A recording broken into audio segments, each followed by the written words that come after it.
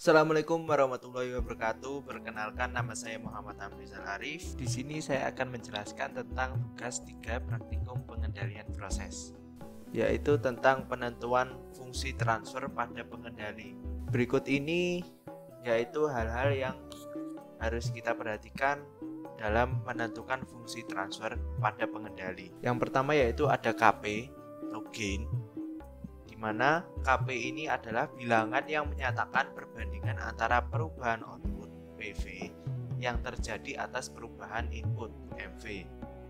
Yang kedua yaitu ada TO atau TOP, time constant, di mana waktu yang dibutuhkan proses output untuk mencapai steady state setelah dilakukan perubahan input. TOP di sini didapatkan dari membuat garis singgung sedekat mungkin dari titik belok kurva. Yang ketiga ada TOD, dead time, yaitu tenggang waktu yang dibutuhkan proses untuk mengeluarkan perubahan output setelah terjadi perubahan input. TOD di sini nanti akan didapatkan dari kurva dengan melihat garis horizontal sebelum titik belok. Selanjutnya ada fungsi transfer. Fungsi transfer ini didapatkan dari nilai output dibagi nilai input. Jika fungsi transfer tanpa menggunakan dead time, menggunakan rumus yang ini, K per TO S plus 1. Jika menggunakan dead time, menggunakan rumus yang ini. Selanjutnya yaitu untuk mencari nilai KP, yaitu menggunakan delta CS per delta persen PU, di mana delta CS ini didapatkan dari persen PV2 min persen PV1. Untuk delta persen PU didapatkan dari persen PO2 dikurangi persen PO1. Selanjutnya yaitu ada data pengamatan. Nah, di sini sudah ditampilkan data pengamatan.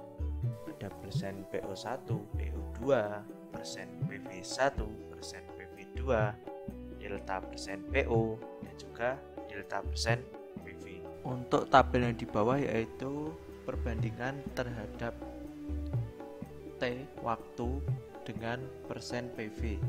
Pembahasan di sini nanti meliputi metode 1, metode 2, dan juga metode 3. Metode 1. Cara membuat garis singgung pada metode 1 yaitu buat garis lurus ke arah kiri dengan melanjutkan garis steady state pada persen PV2. Selanjutnya, tentukan titik belok sebagai permulaan garis singgung. Kemudian buatlah garis singgung sedekat mungkin dengan kurva reaksi. Yang ketiga yaitu buat titik pertemuan antara garis singgung dengan persen PV2. Kemudian tarik garis vertikal menuju sumbu X pada bagian bawah. Selanjutnya, garis panjang titik belok sampai titik perpotongan sumbu X adalah TOP dan garis sebelum titik belok adalah TOD. Didapatkan grafik persen PV terhadap waktu untuk metode 1 sebagai berikut. Tentukan nilai KP, TO, dan TOD jika ada dengan menggunakan metode 1. Nah, di sini tadi diketahui persen PO1, persen PO2 dari data pengamatan. Nanti digunakan rumus delta persen PO sama dengan persen PO2 min persen PO1. Didapatkan hasil sebesar 7,1%. Selanjutnya mencari delta CS-nya yaitu persen PV2 min persen PV1. Didapatkan hasil yaitu 40%. Nanti dimasukkan ke rumus KP yaitu delta CS per delta persen PO. Ditemukan hasil sebesar 0,1775. Untuk nilai TO-nya 12 dan nilai TOD-nya tidak ada.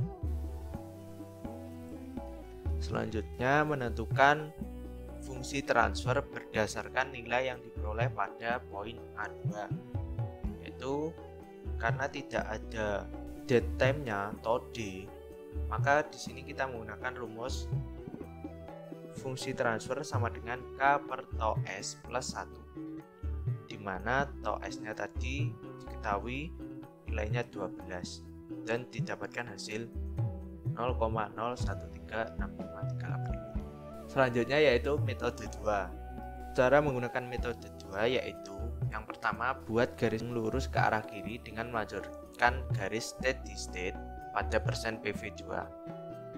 Yang kedua, cari titik potong dengan cara titik potong sama dengan persen PV1 plus 0,632 dikali delta CS. Kemudian nanti dari titik potong tersebut buatlah garis horizontal sampai memotong kurva. Yang ketiga yaitu buatlah garis lurus vertikal dari garis potong sampai ke sumbu X bagian bawah. Selanjutnya garis panjang titik belok sampai titik perpotongan sumbu X yaitu tope, dan garis sebelum titik belok yaitu kita sebut dengan top D. Berikut grafik persen PV terhadap waktu untuk metode 2. Untuk menentukan nilai KB, TO, dan TOD jika ada dengan menggunakan metode 2, yaitu menghitung dulu titik potongnya ditemukan sebesar 41,3872. Selanjutnya yaitu masukkan rumus KB sama dengan delta CS per delta persen PO, ditemukan hasil sebesar 0,1775. TO sama dengan 12 dan TOD tidak ada. Karena pada poin B2 tidak ditemukan nilai TOD, maka kita menggunakan rumus GS sama dengan K per TS plus 1. Ditemukan nilai sebesar 0,01365. Metode 3. Cara menggunakan metode 3 yaitu cari titik T1 dan T2 dengan cara T1 sama dengan persen PV1 plus 0,283 dikali delta CS. T2 nya sama dengan persen PV1 plus 0,632 dikali delta CS. Selanjutnya, hitung berapa waktu yang dibutuhkan untuk mencapai titik T1 dan T2. Perhitungan waktu dimulai saat melakukan perubahan input. Yang ketiga yaitu hitung TO P dan TO D nya dengan cara TO sama dengan 3 per 2 kali T2 T1. Untuk mencari nilai TO D nya yaitu T2 min TO. Berikut ini yaitu grafik persen PV terhadap waktu untuk metode 3. Pertanyaan selanjutnya yaitu tentukan nilai KP, TO, dan TOD jika ada dengan menggunakan metode 3. Jadi yaitu dengan cara menghitung titik T1 dan T2 didapatkan hasil sebagai berikut, dan menghitung TO menggunakan rumus tadi yaitu 3 per 2 dikali T2 T1. Untuk menghitung TOD menggunakan rumus T2 min TO. Untuk menghitung KP sama caranya menggunakan delta CS per delta persen PO.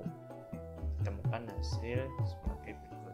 Selanjutnya yaitu tentukan fungsi transfer berdasarkan nilai yang diperoleh pada poin C2.